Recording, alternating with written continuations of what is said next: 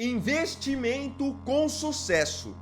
Essa é uma das frases que aparece nas conversas entre o Bruno Henrique e o seu irmão a respeito de apostar em um cartão amarelo do atacante do Flamengo. Você verá as conversas vazadas e os valores envolvendo as apostas no Bruno Henrique nesse vídeo.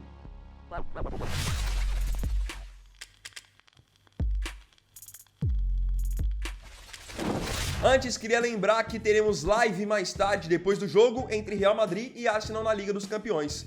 Vem comigo depois desse jogo pra gente poder trocar uma ideia sobre a classificação do Arsenal ou a milagrosa classificação do Real. A Polícia Federal decidiu indiciar o Bruno Henrique, atacante do Flamengo, e mais 10 pessoas por fraude em competição esportiva. A decisão veio após a PF consultar mais de 4.000 conversas envolvendo o Bruno Henrique e os seus familiares. Eles acabaram encontrando mensagens comprometedoras no celular do irmão do Bruno, chamado Vander.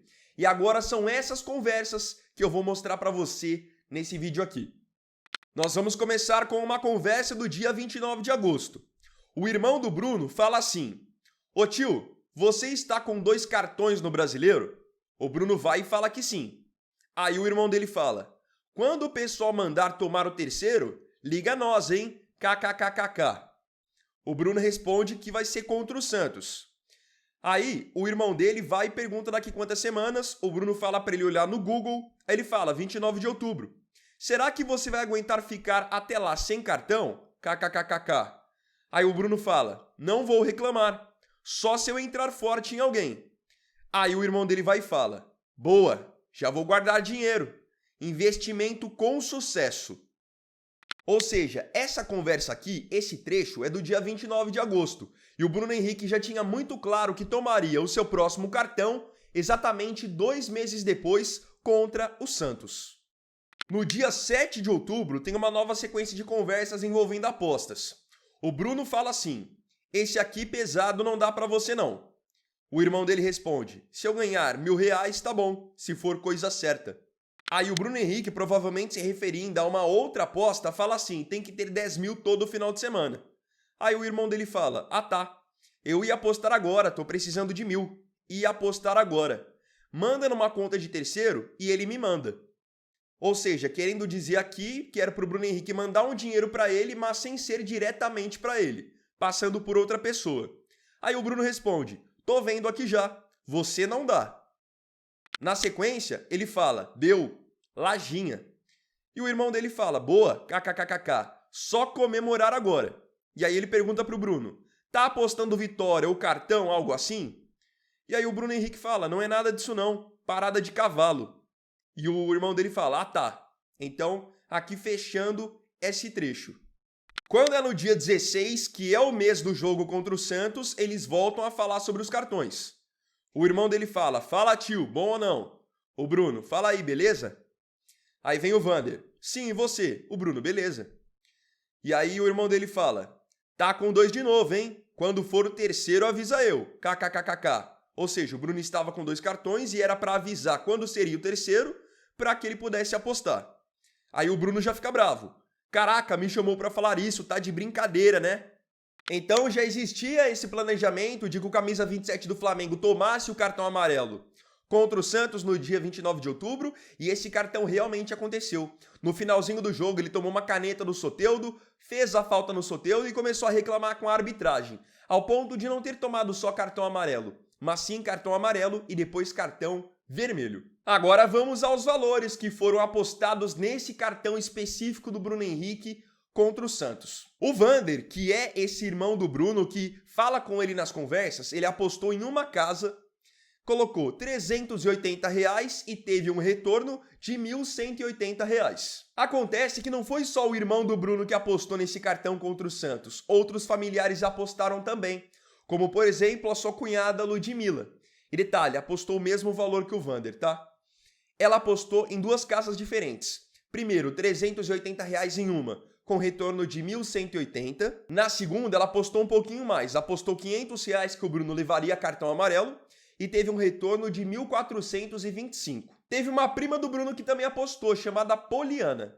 Ela, assim como o Vander e assim como a Ludmilla em uma das apostas, também fez uma aposta no valor de R$380, tendo retorno de 1.180. Então agora o Bruno Henrique foi indiciado pela Polícia Federal, terão mais investigações, só que esses prints, essas conversas que foram encontradas, elas já são bem esclarecedoras. Porque mesmo que o Bruno, vamos imaginar esse cenário, mesmo que ele não tenha tomado o cartão para beneficiar o irmão, ele pode ter tomado o cartão, sei lá, porque queria ficar zerado de cartão para um jogo importante, mas de qualquer maneira ele deu essa informação privilegiada para o irmão, que então conseguiu apostar.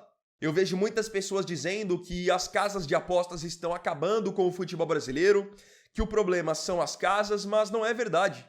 Porque se vocês olharem nessa história toda, quem foi lesado de certa forma foi a casa.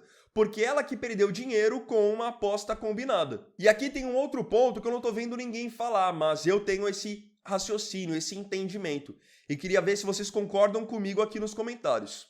O Bruno Henrique nos últimos anos, aí desde 2017, 2018, quando ele estava no Santos, e principalmente desde 2019, quando ele chegou no Flamengo, ele passou a ser uma das estrelas do futebol brasileiro. É um cara que joga bola demais.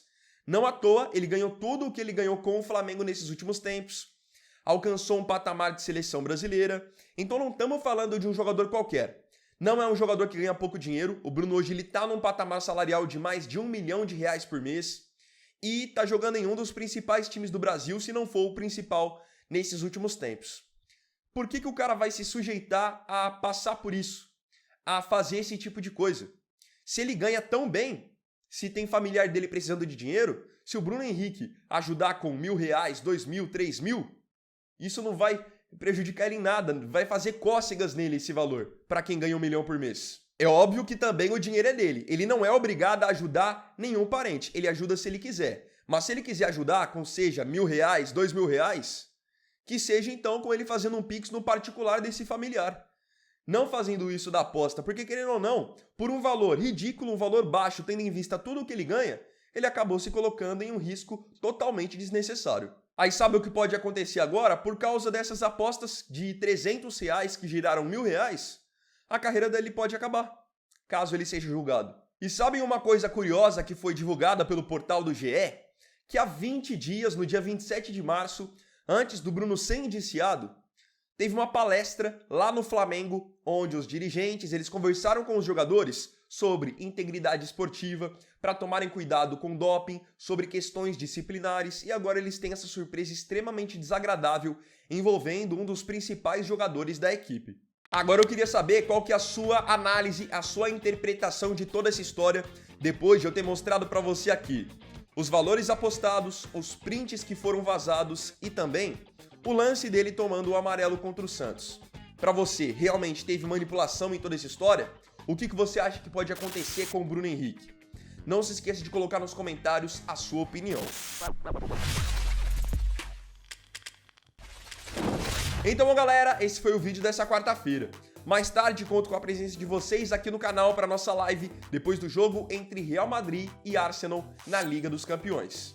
Quanto a esse vídeo, se tiver gostado, deixa o like, se inscreva e compartilhe. E é isso aí, tamo junto, até mais tarde. Vini Weiner aqui, valeu, falou e fui!